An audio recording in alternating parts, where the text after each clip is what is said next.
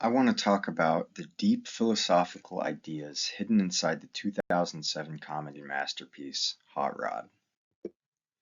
Hot Rod is the story of Rod Kimball, a young man who dreams of becoming a famous stuntman just like his father before him.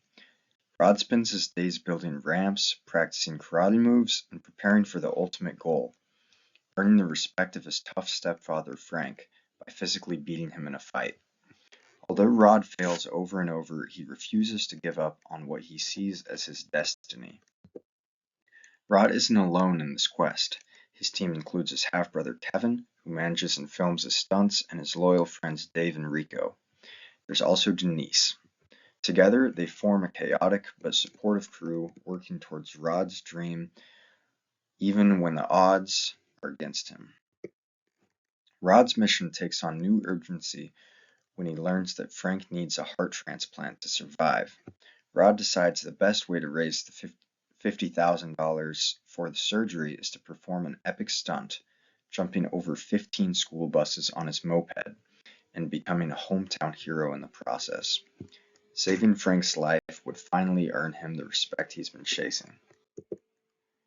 But just as things are starting to build momentum, Rod's world is shattered. He finds out that his father wasn't a legendary stuntman at all. He was a cashier who died in a pie-eating contest. Everything Rod believed about his identity was built on a lie. He loses faith in himself, quits stunting, and even shaves his mustache. Eventually, with encouragement from Kevin and Denise, Rod realizes that it doesn't matter whether the story about his father was true or not. His desire to stunt, to prove himself, and to fight for respect has been shaped by a lifetime of experiences. The path he's on feels inevitable, because it is. It has been determined by everything he grew up believing. Rod and his crew rally to complete the big jump. On the day of the event, a massive crowd turns out. Rod attempts the jump and spectacularly crashes. But even though he doesn't land it, Rod becomes a hero for trying, and the stunt raises enough money to save Frank. Rod finally challenges Frank to a fight and wins, earning the respect he's craved all along. At first glance, Hot Rod looks like a silly movie about a guy doing dumb stunts, but if we look deeper, it actually raises serious questions about free will, especially from the point of view of incompatibilism.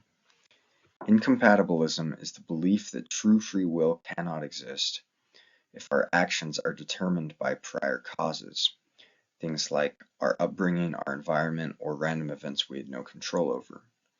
In Rod's case, everything he believes about himself, that he's destined to be a stuntman, that he needs to earn respect through physical toughness, that success comes through daring acts, all of that is based on the story that he was told growing up.